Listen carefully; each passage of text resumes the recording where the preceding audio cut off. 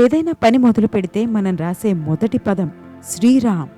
చంటి పిల్లాడికి స్నానం చేయించి చివరికి మిగిలిన నీళ్లు తల మీద పోస్తున్నప్పుడు అమ్మలు అమ్మమ్మలు చెప్పే మాట శ్రీరామ రక్ష నూరేళ్ల ఆయుష్.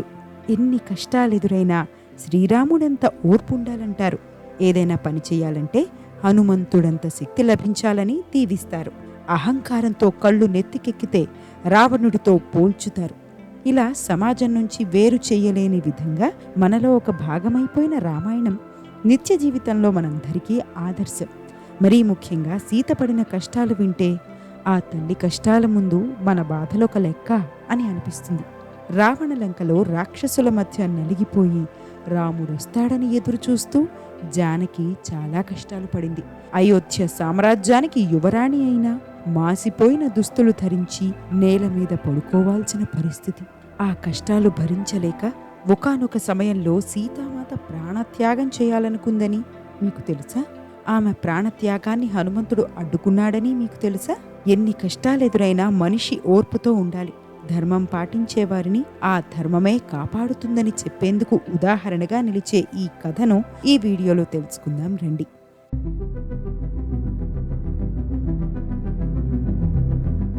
ఈ వీడియో సుందరకాండ సిరీస్లో పార్ట్ 3. పార్ట్ 1లో హనుమంతుడు లంకను ఎలా దాటాడు, పార్ట్ 2లో సీతాన్వేషణ కోసం ఆంజనేయుడు పడిన కష్టాలు వంటి విషయాలను చెప్పాను. ఆ వీడియోలు కూడా చూడండి. రామాయణ మహాభారతాలను చిన్నప్పుడు మనల్ని పడుకోబెట్టడానికి అమ్మలు అమ్మమ్మలు చెప్పిన కథలుగానే ఎందుకు చూడాలి? వాటి నుంచి మనం ఏం నేర్చుకోవచ్చు? నేర్చుకున్న వాటిని లైఫ్లో ఎలా అప్లై చేయొచ్చు అన్న ఆలోచనలతో పుట్టిందే ఈ సుందరకాండ సిరీస్.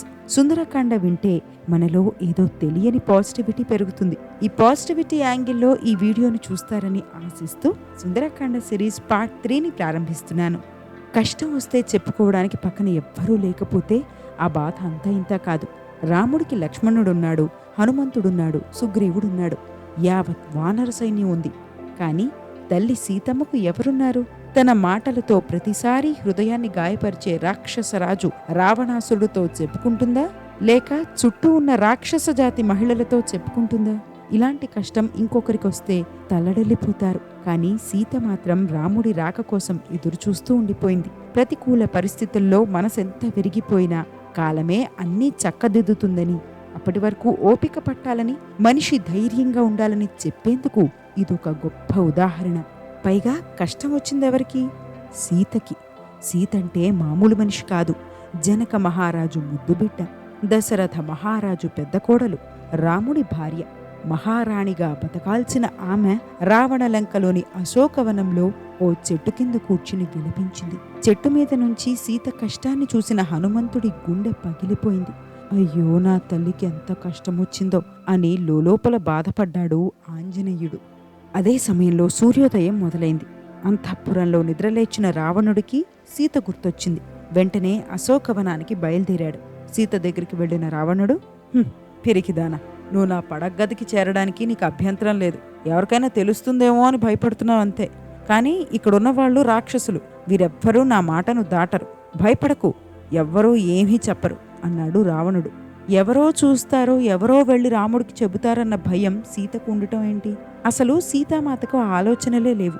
రాముడు ఎప్పుడొస్తాడు, ఎప్పుడెప్పుడు తన్ని తీసుకెళ్తాడనే నిత్యం ఆమె ఆలోచిస్తూ ఉంటుంది. మాటలతో మభ్యపెట్టి ఎంతమందిని ముంచేసినా పర్లేదు, తన పనిని పూర్తి చేసుకోవాలి. ఎన్ని అబద్ధాలాడినా పర్లేదు అనుకునే వారితో చాలా జాగ్రత్తగా ఉండాలి. మరీ ముఖ్యంగా రావణుడి వంటి వారు చుట్టుపక్కల ఉంటే ఇంకా జాగ్రత్తగా ఉండాలి. నోటి నుంచి ఒక మాట వస్తే అది నలుగురికి ఉపయోగపడే విధంగా ఉండాలి. లేదా 4 మంచి మాటలు మాట్లాడాలి. అప్పుడే జీవితంలో పైకి ఎదుగుతావు.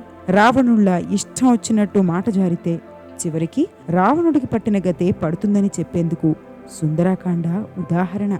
సీత, నేను నిజంగా నిన్ను పొందాలనుకుంటే నాకు క్షణం పని. కానీ నేను ధర్మాత్ముణ్ణి. నిన్ను నేను బలవంతంగా పొందను. నీ అంతటా నువ్వు నా దగ్గరికి రావాలి. అప్పటి వరకు నేను నిన్ను ముట్టుకోను అన్నాడు లంకాధీశుడు. అబ్బా, ఇష్టం లేకుండా ముట్టుకోడంట. రావణుడు ఎంత గొప్పవాడో అని అనుకోకండి. సీతను అపహరించిన రావణుడు సీతను ఎందుకేం చేయలేదు అని మీకు ఎప్పుడైనా సందేహం కలిగిందా? ఇందుకు కారణం రావణుడికున్న ఒక శాపం. ఓసారి రంభను చూశాడు రావణాసురుడు. దుర్బుద్ధితో రంభ చెయ్యి పట్టుకున్నాడు. నీకు విచక్షణ లేదు? నేను నీ కోడల్ని, నీ అన్న కుబేరుడి కుమారుడు నలకువారుడి భార్యను. నేను నీకు కోడలి వరుస, కోడలి పట్ల కామంతో ఉండొచ్చా? చెయ్యి వదులు అని రంభ అంది. నువ్వు అప్సరసవి, నీకో భర్త ఏమిటి అని బలవంతం చేశాడు రావణాసురుడు. ఆ తర్వాత భర్త నలకువారుడు దగ్గరికి వెళ్లి విలపించింది రంభ. ఆగ్రహించిన నలకవారుడు తన ఇష్టం లేకుండా ఏ మహిళైనా నీతో కలిస్తే నీ తల 7 ముక్కలుగా పగిలిపోతుందని శాపమిచ్చాడు. ఆ శాపం కారణంగానే సీతను అపహరించి లంకకు తీసుకువెళ్ళినా ఆమెను ఏమీ చేయలేకపోయాడు. సీతను తన వశం చేసుకునేందుకు తన మాటలతో అన్ని విధాలుగా ప్రయత్నించి ఆమె మనసును గాయపరిచాడు రావణాసురుడు. ఆ మాటలు విన్న సీత పక్కనే ఉన్న ఒక గడ్డి పరకను తీసి రావణాసురుడు ముందు వేసింది. రాబోయే కాలంలో నీ విలువ ఈ గడ్డి పరక కన్నా తక్కువవుతుంది అంటూ నవ్వింది. ఓ రావణ, నీ కామం నీ భార్యతో ఉంచుకో, కానీ అదే కామాన్ని పరస్త్రీ పట్ల చూపిస్తే నువ్వు ఎంత గొప్పవాడివైనా సరే భయంకరంగా మరణిస్తావు అని చెప్పింది జానకి. నేను రాముడి ఇల్లాలిని, నన్నిలా తీసుకొచ్చి ఇన్నేసి మాటలంటావా? నీ ఒంట్లో ఓపికుంది కాబట్టి విచ్చలవిడిగా తిరుగుతున్నావు. నీ కోరికలకు అడ్డు లేకుండా పోతోంది. కానీ ఒకరోజు వస్తుంది, ఆ రోజు నీ పరిస్థితి దయనీయంగా ఉంటుంది అంది సీత. అదే జరిగింది. చిట్ట చివరి రోజుల్లో లంకాధీశుడు చాలా బాధ అనుభవించి ప్రాణాలు విడిచాడు. తన చివరి క్షణాల్లో రావణుడి భార్య మండోదరి ఆయన దగ్గరకు వెళ్లి, నీ కోరికలే నిన్ను చంపేశాయని చెప్పింది. ఇది రాక్షసరాజుకే కాదు, నేటి సమాజానికి కూడా నిదర్శనం. ఒక్కసారి మీ చుట్టుపక్కల చూడండి, పరిస్థితులు ఎలా ఉన్నాయో మీకే అర్థమవుతుంది. అసలు రావణాసురుడు అంత గొప్పవాడైతే మారీచుణ్ణి పంపించి రామలక్ష్మణులను తప్పించి ఒంటరిగా ఉన్న సమయంలో సీతను అపహరించడం ఎందుకు? ధైర్యంగా రాముడితోనే పోరాడొచ్చు కదా. ఇప్పటికైనా ఆలస్యం చేయకుండా నన్ను రాముడి చెంత చేర్చు, రాముడి పాదాల మీద పడి క్షమించమని అడుగు. నిన్ను శిక్షించడు, శరణాగత వత్సలుడైన వెంటనే క్షమిస్తాడు నిన్ను అని చెప్పింది సీత. ఆ మాటలు విన్న రావణాసురుడికి చాలా కోపం వచ్చింది. సీత, నీకు 2 నెలల సమయం ఇస్తున్నాను, అప్పట్లోగా నువ్వు నా పడగ్గదికి చేరు, లేకపోతే ఆ వెంటనే నిన్ను వధించి వండి నాకు భోజనంగా పెట్టమని చెబుతాను అని అన్నాడు. కోపం, ఆవేశం అనేవి చెడు విషయాలు. వాటి ప్రభావంతో అసలేం మాట్లాడుతున్నామో కూడా తెలియకుండా పోతుంది. అత్యంత కోపంతో ఉన్న రావణుడు తన కత్తి బయటకు తీసి 2 నెలల వరకు ఎందుకు, నిన్నిప్పుడే చంపేస్తాను అని ముందుకొచ్చాడు. అప్పుడే అతని భార్యల్లో ఒకరైన ధాన్యమాళిని వచ్చి రావణుడికి నచ్చజెప్పి అక్కడి నుంచి తీసుకెళ్లిపోయింది. ఎవరేం చెప్పినా, ఎవరెన్ని మాటలన్నా చివరికి ప్రాణాలు పోయినా రాముణ్ణి తప్ప ఇంకెవ్వరినీ తన భర్తగా ఊహించుకోదు సీత. సీతమ్మ మనసులో ఒక్కసారి కూడా రావణాసురుడి గురించి ఆలోచించలేదు. రాముడు ఉన్నాడో లేడో చూసి చాలా కాలమైంది, ఇక్కడ రావణాసురుడు కూడా రాణిలా చూసుకుంటా అంటున్నాడు, రావణుడితో ఎందుకు ఉండకూడదు అని ఒక్కసారి కూడా సీత ఆలోచించలేదు. ఓవైపు సీత జాడ తెలియక రాముడు కృంగిపోతున్నాడు, మరోవైపు రావణాసురుడి మాటలు తట్టుకుని రాముడి కోసం సీత ఎదురు చూస్తోంది. ఇంతకు మించిన దాంపత్య బంధం ఇంకేమైనా ఉంటుందా? అందుకే యుగాలు మారిన సీతారాముల దాంపత్యం గురించి మనం ఇంకా చెప్పుకుంటున్నాం. కానీ కష్టాల ఊబిలో కూరుకుపోయినప్పుడు మనసుకు బాధ కలిగించే ఆలోచనలు పుట్టుకురావడం సాధారణం. సీత విషయంలోనూ ఇదే జరిగింది. నేను పాటించిన ధర్మం నన్నింత బాధ పెడుతోంది అని ఆలోచించింది సీత. మనకి కూడా ఈ డౌట్ వస్తుంది కదా. ధర్మం పట్టుకున్న రాముడు ఎప్పుడూ కష్టాలే పడ్డాడు, ధర్మం పట్టుకున్న సీత చాలా బాధపడింది. ధర్మం పట్టుకోని రావణాసురుడు చివరి వరకు సుఖంగా ఉన్నాడు. ధర్మాన్ని వదిలేసిన వాళ్ళు చాలా మంది సంతోషంగా ఉన్నారని అనిపిస్తుంది. నిజానికి వదిలేసి ఉండాలి అని అనిపించినా వదలకుండా ధర్మాన్ని పట్టుకుని ముందుకు నడిచేవారే చరిత్రలో గొప్పవారిగా నిలిచిపోతారు. ఇందుకు రాముడు, సీత ఉదాహరణ. అంతెందుకు, తాను నమ్మిన అహింసా మార్గంలోనే వెళ్లి తన నాయకత్వంతో కోట్లాది మందిని ఏకం చేసి భారతదేశ స్వాతంత్ర్యం కోసం పోరాడిన వ్యక్తి మహాత్మా గాంధీ. బ్రిటిషర్ల చేతిలో ఎన్ని దెబ్బలు తిన్నా తిరగబడలేదు. తన సిద్ధాంతాలకు కట్టుబడి చివరి వరకు పోరాడారు. నిజమే, చివరికి గాడ్సే సృష్టించిన హింసకు బాపు ప్రాణాలు విడిచారు.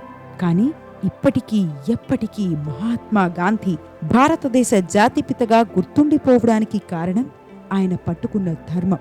టాపిక్ డైవర్ట్ అయినట్టుంది. Back to story. నేను పాటించిన ధర్మం నన్ను ఇంత బాధ పెడుతోంది. భర్తే దైవమని నమ్మిన మనిషిని నేను. రాముడున్నదే అయోధ్య, రాముడు లేనిదే అరణ్యమని భావించాను. నాకు దైవం రాముడు. నా పతివ్రతా ధర్మాన్ని నేను పాటించాను. కానీ రాముడు ఇంకా రాలేదు. నా పతివ్రతా ధర్మం విఫలమైంది అని బాధపడిన సీత ప్రాణాలు వదలాలని నిర్ణయించుకుంది. నాకు కత్తిచ్చేవారు లేరు, నాకు విషం ఇచ్చేవారు లేరు, మరి ఎలా ప్రాణాలు తీసుకోవాలి అని ఆలోచిస్తున్న సీతకు తన జడ కనిపించింది. జడనే ఉరితాడుగా కంఠం చుట్టూ తిప్పుకుని ముడివేసుకుంది. తాను కూర్చుని ఉన్న శిశుపా వృక్షానికే జడకట్టేసి ఉరివేసుకోవాలని నిర్ణయించుకుంది.